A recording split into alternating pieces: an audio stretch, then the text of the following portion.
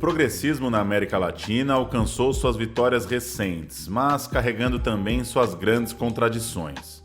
De certa forma, ao fortalecer a lógica econômica vigente, acaba incapaz de romper em definitivo com as práticas neoliberais. Pior, viu surgir uma nova onda conservadora ainda mais comprometida com os de cima e também mais violenta. Precisamos imaginar soluções efetivas para os problemas populares e achar novos caminhos no meio da tirania, da catástrofe, do messianismo e do risco direto, mais claro e evidente, a extrema-direita. O Elefante na Sala é o podcast da editora Elefante, disponível nos tocadores, no YouTube e no nosso site. E nessa primeira temporada, em 2025, vamos trazer uma série de conversas com autores do nosso catálogo, com novos episódios às quintas-feiras. Esse quinto programa conversa com Fábio Luiz Barbosa dos Santos, autor de O Médico e o Monstro, uma leitura do progressismo latino-americano e seus opostos, em parceria com Daniel Feldman. Aqui na Elefante, Fábio também é autor de Além do PT e Uma História da Onda Progressista Sul-Americana, além de co-organizador de Cuba no século XXI, México e os desafios do progressismo tardio, Fronteiras da Dependência, Uruguai e Paraguai, e Entre a Utopia e o Cansaço, Pensar Cuba na Atualidade. Vale registrar que a conversa foi gravada semanas antes da eleição presidencial no Equador, realizada na primeira quinzena de abril e mencionada pelo entrevistado.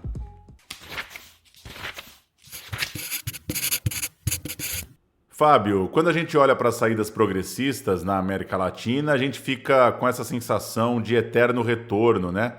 De que as elites do nosso continente estão sempre prontas para frear os avanços, para manter pilares do capitalismo, da desigualdade. Queria começar te ouvindo por aí. Qual é o momento atual dessa questão, essa necessidade das políticas de esquerda sempre precisarem se reafirmar? E ainda no Brasil, essa sensação de esgotamento que foi muito grande, né, no período que juntou pandemia com o governo Bolsonaro. Paulo, eu acho que a gente está confrontado com a triste constatação de que a direita, e na realidade a extrema-direita, está se reinventando politicamente e com isso ganhando audiência, enquanto a esquerda, ou a política de esquerda, principalmente aquela que gravita em torno de partidos e dá, vamos dizer, divulgar espaços no Estado, ela está olhando para trás, está olhando para o século XX, né? Está olhando para formas políticas do passado. Então, a gente daí percebe uma coisa, acho que é uma lição positiva, de que o radicalismo da direita nos mostra que aquele discurso de que a gente não pode ser radical, porque o povo não quer radicalidade, está sendo colocado em xeque, né? Mas então, nesse momento, a gente tem uma espécie de inversão, em que a direita propõe a mudança radical e a esquerda está, vamos dizer, abraçada em tentativas de reconstituir um passado que, na verdade, produziu as condições que a gente vive hoje, né? Então, eu acho que o grande drama do nosso tempo é que a imaginação política, o radicalismo, a revolução virou uma pauta da direita, né? Enquanto o progressismo, né, se a gente puder dizer a política de esquerda, como progressista, está identificado com a defesa da ordem, né? Então a gente está defendendo o Congresso, defendendo a grande mídia, defendendo as instituições, né? E eu acho que isso dá uma noção de como as coisas estão de pernas pro ar e de como, na minha opinião, a gente precisa se reinventar para além da política progressista. E o que você destacaria, Fábio, de caso latino-americano, de movimentos, figuras, como a gente está conseguindo espaço, subvertendo um pouco isso, algo que possa nos tirar, de certa forma, dessa sensação que é muito voltada para essa recuperação da ordem? Tem muitos, né, Paulo? Só que no geral, são movimentos que têm uma enraização no território e que constituem laços comunitários e tentam construir formas de vida fora do mundo da mercadoria e fora do Estado, né? O mais conhecido na América Latina é o zapatismo, que está muito atravessado pelos conflitos violentos entre milícia e Estado, né? Que esse é o drama do zapatismo, que se constituiu como um movimento que deu as costas para o Estado e, no entanto, a corrosão do Estado misturada com o crime organizado, né? Porque são relações que nem aqui no Brasil miliciano, né? Está tudo misturado, né? Ela está, vamos dizer, tá colocando o zapatismo embaixo desse fogo cruzado. Mas você tem movimentos indígenas, movimentos camponeses na América Central, na América do Sul, né, que tem esse horizonte. Acho que o outro drama que se coloca aí é que o capitalismo é um sistema totalizante, o que significa que não tem fora dele, né? Então, aquele lema zapatista, assim, eles dizem assim, um mundo em que caibam outros mundos. Só que esse mundo em que caibam outros mundos tem que ter uma nota de rodapé dizendo menos o capitalista, né? Então é um pouco que nem Canudo, se a gente for pensar no século XIX brasileiro, né? Você não tem a possibilidade de um quilombo. Por que Canudo os incomoda tanto? Por que não deixa os canudos, os quilombolas no seu canto? Porque é uma dinâmica totalizante que não tem fora, né? Então, eu acho que tem muitos. Eu sugiro um outro livro do Raul Zibet, Territórios em Rebeldia. Ali tem muitos exemplos na América Latina disso concretos, né? Estou só colocando o zapatista como uma espécie de referência geral, né? Mas muitas lutas, por exemplo, na Grande São Paulo, vou falar duas que eu conheço, os Guaranis, aqui na Grande São Paulo, e uma ocupação artística no centro de São Paulo, que resiste são artistas de várias partes do continente, né, que estão fora da lógica da acomodação do sistema, estão na lógica do enfrentamento e da construção da alternativa, né? A lógica do progressismo é a lógica da acomodação ao sistema, né? A lógica do menos pior. Como é que a gente, então, dada essa realidade, como é que a gente pode mitigar os seus efeitos, né? Amaciar vamos dizer, essa violência estrutural. E é claro que isso é positivo, isso é bom, né? Ninguém quer mais violência quando pode ser menos, ninguém quer uma cirurgia quando pode ser uma aspirina, né? A questão é que não... e aí é uma dinâmica que a gente analisa, né, no livro Médico e o Monstro, por que isso não tem uma eficácia limitada e acaba, a despeito das intenções, né, dos governos, dos seus líderes, reforçando tendências que aceleram a crise. Você citou Territórios em Rebeldia, a gente tem agora também Geografia da Autonomia, focado no movimento zapatista, né? Livro do Fábio Alckmin. E aí, até voltando a esses termos, falando de progressismo, Fábio, às vezes a gente cai numa dualidade esquerda, direita, patina um pouco nesses termos em certos debates. Como que você vê a sociedade latino-americana atual lidando com essas ideias mais gerais diante de mudanças tão bruscas nas nossas vidas, né? Por exemplo, citar o emprego, o trabalho numa dinâmica completamente diferente hoje do que a gente tinha quando o Lula chegou ao poder pela primeira vez lá no início do século. Olha, o pessoal que fez pesquisas de opinião durante o estalido social, aquela grande explosão de rebeldia no Chile, né, a partir de outubro de 2019, chegou a uma constatação surpreendente de que a grande maioria, não é o índice exato, mas era cerca assim, de 90% dos entrevistados não se identificavam nem com a esquerda nem com a direita.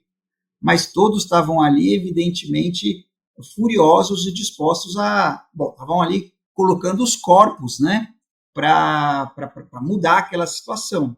Então, eu acho que a gente também tem que lidar com a constatação de que a política que é, vamos dizer, identificada com a esquerda partidária, ela se aproximou tanto do seu oposto que ela acabou se identificando, digamos assim, com a política ordinária, que é o que aconteceu no Brasil e em outras lugares da América Latina. Não é que o PT fosse a mesma coisa que o PSDB, mas é o PSDB um passinho para a esquerda.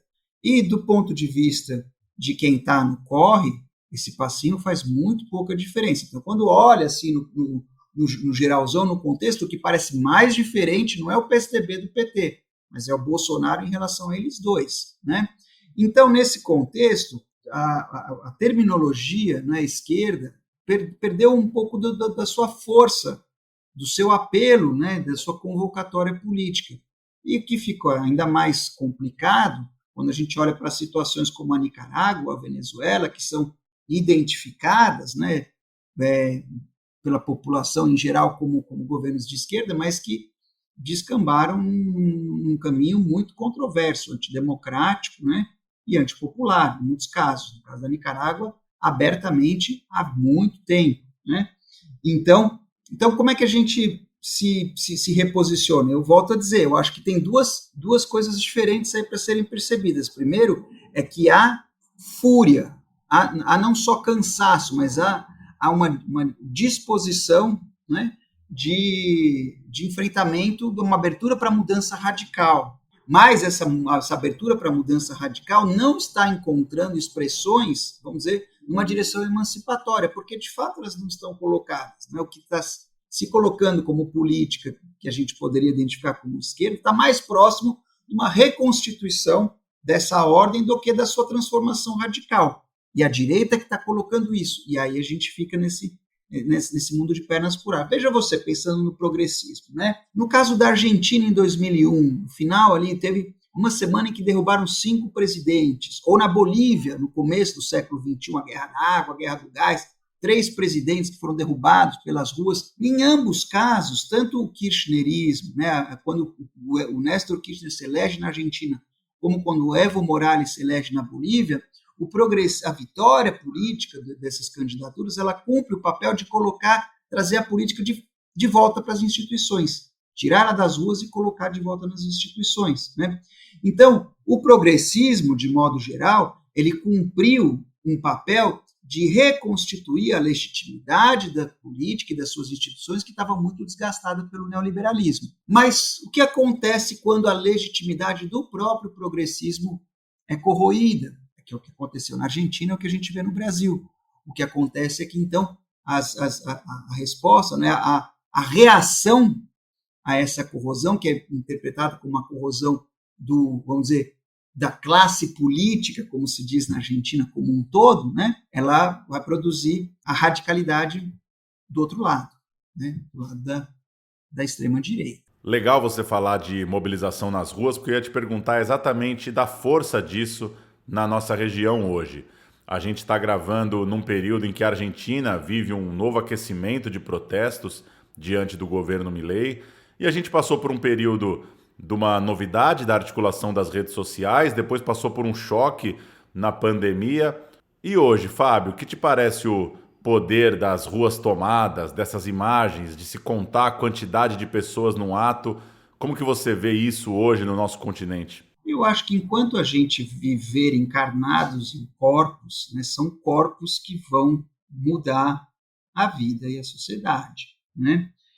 Então, um exemplo recente, você falou da pandemia, né, como esse momento de angústia, de isolamento, e no caso brasileiro a gente uma sensação de impotência diante do descalabro, né, da política federal e da morte em torno de nós. Mas isso não foi assim em todo o continente. A gente pode lembrar que houve alguns países em que a população foi para as ruas apesar do vírus. Né? Na Colômbia, por exemplo, né, eles levavam os cartazes que depois viralizaram na região, dizendo assim, se o povo está na rua é porque o Estado é mais perigoso do que o vírus. Então, isso aconteceu na Colômbia. No Chile, que foi né, já tinha o estalido social, as pessoas, na verdade, nunca voltaram para suas casas, e no Peru, que chegaram a derrubar um presidente durante a pandemia. E olha a curiosidade, Paulo, são os 3 países que não entraram na onda progressista no começo do século XX. Né? Então, é como se, no começo do século XXI, desculpa, então é como se essa erosão da legitimidade da política convencional acontecesse mais tarde, né? O tempo fosse um pouco mais tardio nesses 3 países, que foram países que, então, em seguida elegeram candidatos, vamos dizer, alternativos, né, identificados ou com o progressismo, como o caso do Boric ou do Petro na Colômbia, ou pelo menos como uma alternativa ao establishment, um outsider, vamos dizer, popular, como foi o caso do Pedro Castillo no Peru, que esse caso durou pouco. Não vou entrar nos detalhes, né, mas o que eu quero chamar a atenção é, de novo, 3 coisas. Primeiro, né, que aparece o progressismo reconstituindo ou tentando reconstituir a legitimidade política perdida, né? Segundo, eu acho que essa constatação das rebeliões tão radicais, a insurgência do Chile, a insurgência colombiana, e a melhor ideia que a gente consegue pensar ainda são novos governos e, quem sabe, novas constituições. Então, está aí uma falta de imaginação política, que é rebeliões tão radicais, a insurgência do Chile, a insurgência colombiana, e a melhor ideia que a gente consegue pensar ainda são novos governos e, quem sabe, novas constituições. Então, está aí uma falta de imaginação política que é preciso encarar e transcender, né? E o terceiro ponto, né, é que, por outro lado, talvez você já venha perguntar assim, mas será que a gente tem uma outra onda progressista? Porque tem o Brasil, tem o Petro, tem o Boric, então eu já vou adiantando, né? Vejam, parece que o espaço, a possibilidade de reconstituição da legitimidade política vai diminuindo. O que eu estou querendo dizer? Né? O Boric, o Lula, o PT, né, enfrentou o Bolsonaro a partir, né, de 2018. Mas vejamos, ele teve 3 mandatos e meio na presidência antes do Bolsonaro aparecer. O Boric enfrentou o Cássio já no segundo turno da sua primeira eleição, né? E a extrema-direita no Chile está toda. Quer dizer, já são fenômenos que coexistem, né? A radicalidade da extrema-direita com esse progressismo de segunda cepa, de segunda geração, vamos dizer assim, né? Ou a gente pode olhar um outro exemplo na Guatemala, quando, né, o Bernardo Arévalo se elegeu, ele quase não conseguiu ser empossado, né? Então, são indícios de que a brecha, né, para uma reconstituição da legitimidade da política pelo caminho progressista, ela está se estreitando, porque o Brasil em 2024 é muito diferente do Brasil que o Lula encontrou quando se elegeu pela primeira vez em 2002. Assim como a América Latina que o Boric encontra agora é muito diferente daquela do começo do século XXI. Eu não queria deixar de falar de Cuba, Fábio. No livro que você organizou mais recentemente, Entre a Utopia e o Cansaço, os textos estão passando por uma certa ideia de repensar ou disputar, né, a ideia da revolução para Cuba no tempo de hoje, ou pelo menos identificando que isso está sendo repensado, né, isso está sendo tensionado na vida local. Como olhar para Cuba hoje, à esquerda, e tentando fugir das armadilhas, das simplificações? Cuba não é uma ilha. Mas não é uma ilha, no sentido de que a crise global, né, também incide na sociedade cubana. Ela vai ser diferente, né? Então, vamos dizer, Cuba, nunca houve tanta gente tentando sair de Cuba, migrando de Cuba. A mesma coisa acontece na América Central. Só que são motivos muito diferentes, né? Na América Central, ninguém em Cuba está fugindo das maras, das pandilhas e do narcotráfico. Mas a crise tem expressões diferentes, mas não deixa de ser crise. Então, esse livro, o que ele procura fazer é uma radiografia, vamos dizer, sincera, ao mesmo tempo que comprometida, né, simpática ao processo cubano, dessa situação, inclusive para que não aconteça como aconteceu em relação vamos dizer, para o campo popular, para o campo da esquerda brasileiro, latino-americano, de ficar sem saber como lidar com, vamos dizer, com uma situação crítica, como aconteceu com a Venezuela, né? Então, é uma tentativa, esse livro, né, acho que o título, Entre a Utopia e o Cansaço, né?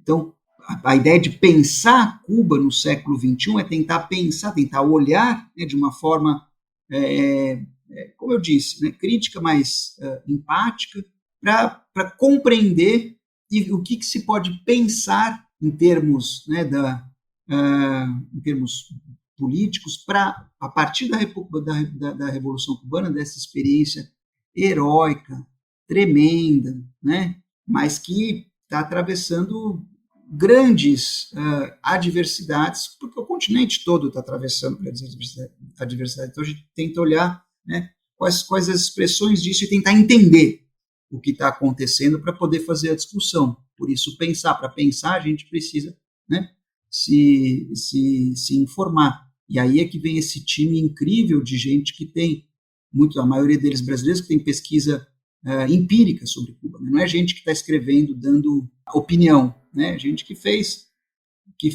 trabalho de campo, né? Então conhece com intimidade cada um dos aspectos que vão ser discutidos ali no livro, e a gente tenta então pensar a partir disso, pensar Cuba, pensar América Latina.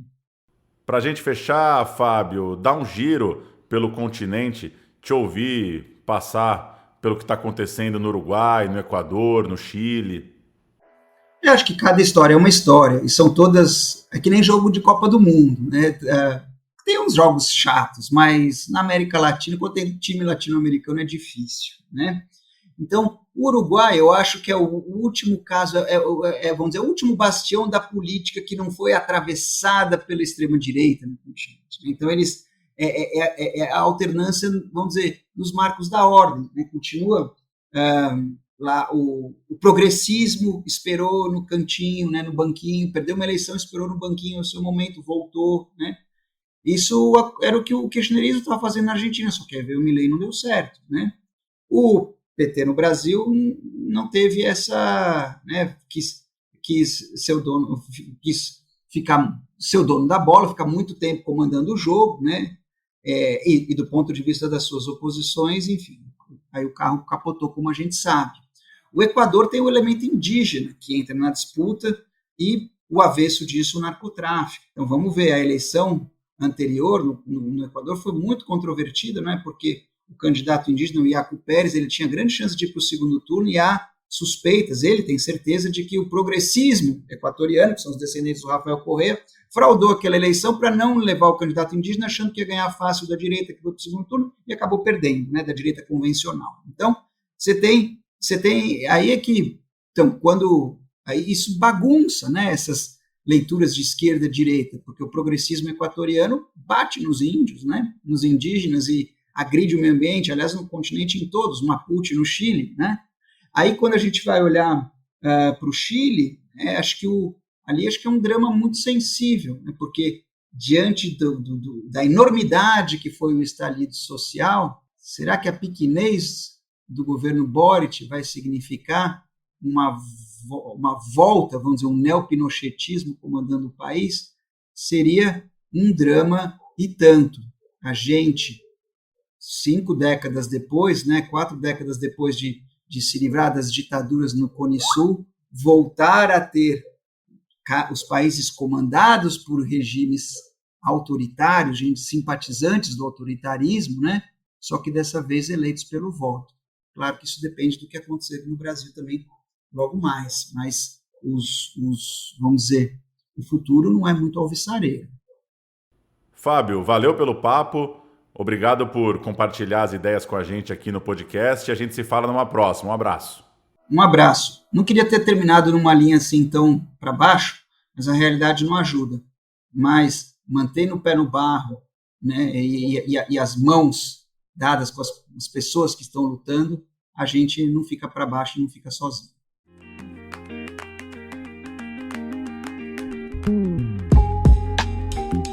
O Elefante na Sala chega com uma nova conversa toda quinta-feira. Você nos apoia ao curtir o podcast no seu tocador e seguir nossos canais, inclusive no YouTube, além de recomendar, claro, esse papo para sua rede interessada nos debates que a gente faz com os livros.